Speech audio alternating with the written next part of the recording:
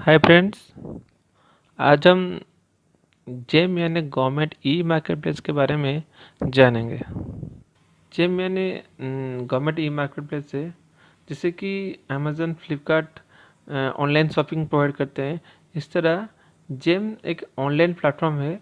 सभी government departments, organization, PSU, state government जो कि ऑनलाइन गुड्स एंड सर्विसेज को प्रोक्योर कर सकते हैं। और मेन जो बेनिफिट है जेम यूज करने के लिए, to enhance transparency, efficiency and speed in public procurement. यहाँ पे आप जेम का जो प्रोक्योरमेंट स्ट्रक्चर है वो आप देख सकते हैं। पहले इसमें एक प्राइमरी यूजर होता है, जैसे कि कोई डिपार्टमेंट में सेंट्रल गवर्नमेंट और स्टेट गवर्नमेंट, उसका the head of the department, उसी के नाम में जेम रजिस्टर रहता है, वो प्राइमरी यूजर होता है। तो फाइनेंशियल कॉरेस्पॉन्डेंस वो प्राइमरी यूजर के नाम पे ही रहता है। प्राइमरी यूजर एक डिपार्टमेंट में एक ही रहती है, जो हेड ऑफ द डिपार्टमेंट रहता है। और प्राइमरी यूजर एक से ज़्यादा सेकेंडरी यूजर क्रिएट कर सकते हैं। सेकेंडरी यूजर जो होते हैं वो बायर हो सकते हैं और मे बी कंसाइन भी हो सकते हैं। जो बायर का जो रोल होता है वो गुड्स और सर्विसेज को प्रोक्योर करता है। देन बायर डिसाइड करता है इसका मोड ऑफ प्रोक्योरमेंट क्या होना चाहिए। Then buyer financial sanction prepare करता है। देन ऑर्डर प्लेस करता है। कंसेंट का रोल होता है बायर ऑर्डर प्लेस करने के बाद उस आइटम को रिसीव करना, देन उसका पीआरसी जनरेट करना। PRC means provisionally receipt certificate. जब आइटम डिलीवर होता है कंसर्न के पास, तो क्वांटिटी, कितना आइटम ऑर्डर हुआ था, कितना डिलीवर हुआ, उसको वो अपडेट करता है। आइटम डिलीवर होने के बाद विद इन 48 आवर्स उसको अपडेट करना है, नहीं तो ये ऑटो जनरेट हो जाता है।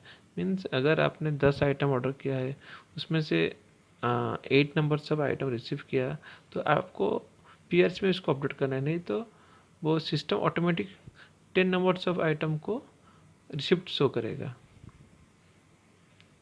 उसके बाद कॉन्सर्न का रोल होता है जो गुड्स रिसीव किया उसको इंस्पेक्शन या फिर चेक करना है। मीन्स ये आइटम ओके है या नहीं, और अगर इंस्टॉलेशन है तो इंस्टॉलेशन करना है। अगर इसमें कुछ रिजेक्शन है तो उसको विद इन 10 डेज के अंदर उसको रिजेक्शन करना है।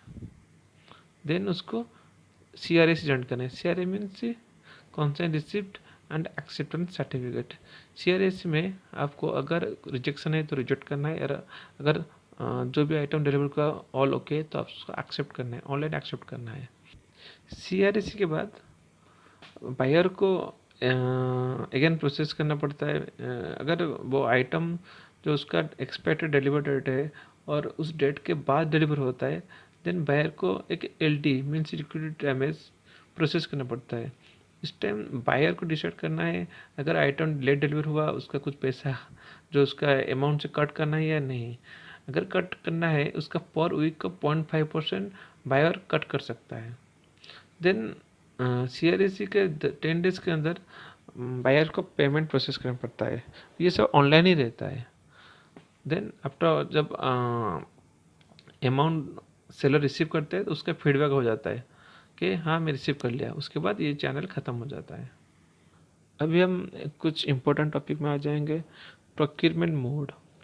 जब आप जो भी गुड्स और सर्विसेज को जेम में प्रोसेस करते हैं, उसमें कुछ प्रोक्योरमेंट मोड होता है, उसके हिसाब से आपको प्रोसेस करना है। पहला है डायरेक्ट परचेज। कोई भी गुड्स अगर आपको प्रोसेस करना है और उसका प्राइस 25,000 से बिलो है, तो आपको एग्जैक्ट उसी आइटम को बस डायरेक्ट डायरेक्ट प्रोसेस करना है, तो सेम एग्जैक्ट आइटम आपको आ जाएगा। और उसका जो delivery period 15 days by default रहता है। ये सबसे इजी प्रोसेस है। नेक्स्ट आएंगे L1 कंपेयर मोड। इसका जो रेंज है मीन्स 25,000 से शुरू करके 5 लाख तक जो गुड्स होता है उसका हम L1 compare means, in compare case means आपको जो भी आइटम लेना है वो कम से कम 3 OEM मीन्स 3 ब्रांड का होना चाहिए, और सेम स्पेक आप चूज़ करेंगे फिल्टर में, तो जेम डिसाइड करेगा उनमें से कौन सा लोअर वन है। अगर आपको वो लोअर वन मीन्स L1 आपके हिसाब से एग्री हो तो आप कंपेयर करके L1 को आप प्रोसेस कर सकते हो एज ए डायरेक्ट परचेस। और ये भी आपको 15 डेज में आइटम आपको आ जाएगा। नेक्स्ट होता है BOQ mode. BOQ means bill of quantity. अगर आपको सिमिलर कैटेगरी आइटम चाहिए, मीन्स आपको बस कैटरीज ही चाहिए, 10 numbers of HP cartridges, similar item होना चाहिए, सिमिलर कैटेगरी होना चाहिए, तो बिल ऑफ क्वांटिटी एक एक्सेल शीट में उसका फॉर्मेट होता है। आप 10 या 15 जितने नंबर है बस इसको बस मेंशन कर लीजिए, उसको अपलोड कर लीजिए और आपको BOQ में आइटम आपको डिलीवर हो जाएगा। ये एक बिडिंग मोड होता है BOQ, पर सिमिलर कैटेगरी के लिए आपको इजी प्रोसेस होता है। नेक्स्ट है बिडिंग मोड। ये जो बिडिंग मोड में क्या है ना, इसमें आप जो भी कंडीशन मीन्स आपको इंस्टॉलेशन चाहिए, आपको कुछ एक्स्ट्रा फीचर चाहिए, ट्रेनिंग चाहिए, जो भी केस है, या फिर आपको एडवांस जाके उसको एडवांस सैंपल चाहिए, ये सब कंडीशन आप बिडिंग में आप डाल सकते हैं।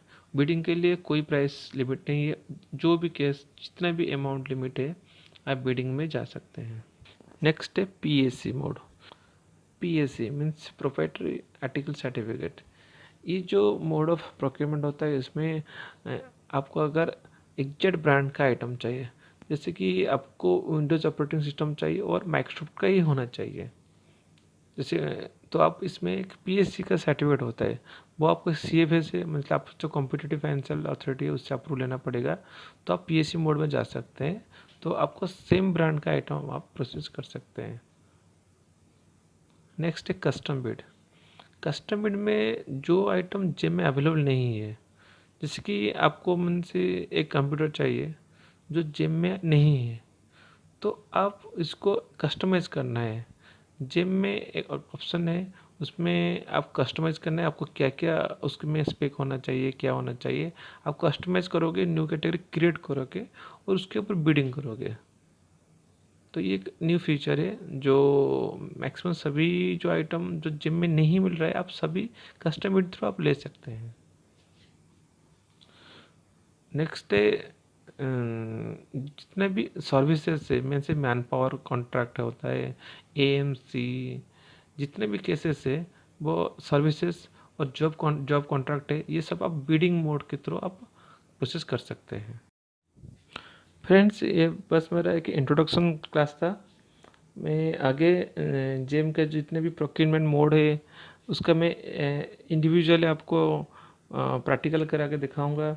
जो जो प्रॉब्लम होता है मैं उसको भी सॉल्व करूंगा। बस आगे वीडियो देखने के लिए अब आप मुझको फॉलो कीजिए, सब्सक्राइब कीजिए। Thanks for watching.